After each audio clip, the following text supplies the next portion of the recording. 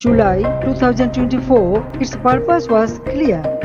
Video লাইভে নয়, audio কলে ডিসেম্বরে দেশে ফেরার বার্তা দিলেন শেখ হাসিনা। ভিডিও লাইভে এসে আওয়ামী লীগের নেতাকর্মী, গণমাধ্যম কর্মী ও মানবাধিকার কর্মীদের উদ্দেশ্যে সাবেক প্রধানমন্ত্রী শেখ হাসিনার ভাষণের খবর নিয়ে রাজনৈতিক মহলে ব্যাপক কৌতূহল সৃষ্টি হয়েছিল।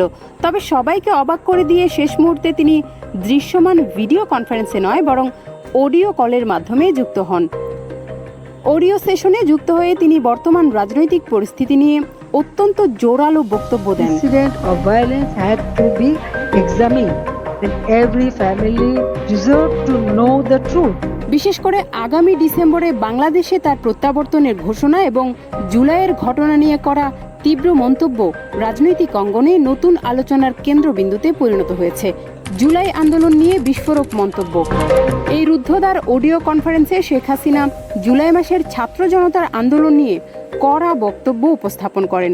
তিনি দাবি করেন, জুলাইয়ের আন্দোলন কোনো সাধারণ ছাত্র আন্দোলন বা জনগণের স্বাভাবিক অসন্তোষ ছিল না, বরং এটি ছিল উগ্রবাদী ও জঙ্গি গোষ্ঠীর একটি সুনির্দিষ্ট মাস্টার প্ল্যান ও গভীর চক্রান্ত। শেখ হাসিনা অভিযোগ করে বলেন, কোমলমতি শিক্ষার্থীদের ঢাল হিসেবে ব্যবহার করে পেছন থেকে মূল কলকাঠি নেড়েছে আন্তর্জাতিক চক্রান্তকারী ও দেশের ভেতরের উগ্রবাদী শক্তিগুলো। অরাজকতা সৃষ্টি, রাষ্ট্রীয় সম্পদ ধ্বংস এবং দেশকে অস্থিতিশীলতার দিকে ঠেলে দেওয়াই ছিল এই পরিকল্পনার মূল উদ্দেশ্য, যার মাধ্যমে দেশের স্বাভাবিক রাজনৈতিক ও অর্থনৈতিক গতিপথ থমকে গেছে। ডিসেম্বরে দেশে ফেরার রূপরেখা। কনফারেন্সে সাংবাদিক সুলতানা রহমান বর্তমান পরিস্থিতি ও ভবিষ্যৎ পরিকল্পনা নিয়ে প্রশ্ন তুললে শেখ হাসিনা সবচেয়ে বড় খবরটি জানান।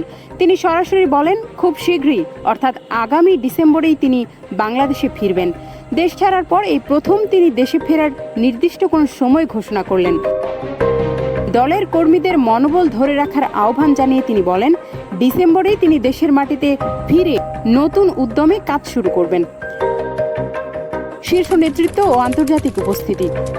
অডিও সেশনটিতে বাংলাদেশ আওয়ামী লীগের কেন্দ্রীয় শীর্ষ প্রতিনিধি, সাবেক প্রভাবশালী সংসদ সদস্য, প্রবীণ রাজনৈতিক ব্যক্তিত্ব এবং যুবলীগ ও ছাত্রলীগের দায়িত্বশীল নেতৃবৃন্দ সরাসরি অংশ নেন। জুলাই আন্দোলনকে জঙ্গি চক্রান্ত আখ্যা দেওয়া এবং ডিসেম্বরে দেশে ফেরার বার্তা দেওয়া শেখ হাসিনার এই দুই বক্তব্য ঘিরে এখন সারা দেশে ব্যাপক চর্চা ও তর্ক বিতর্ক চলছে। ডিসেম্বর শেখ হাসিনার ফিরে আসার এই বার্তা কি বাংলাদেশের রাজনীতিতে বড় কোনো পরিবর্তনের বার্তা দিচ্ছে?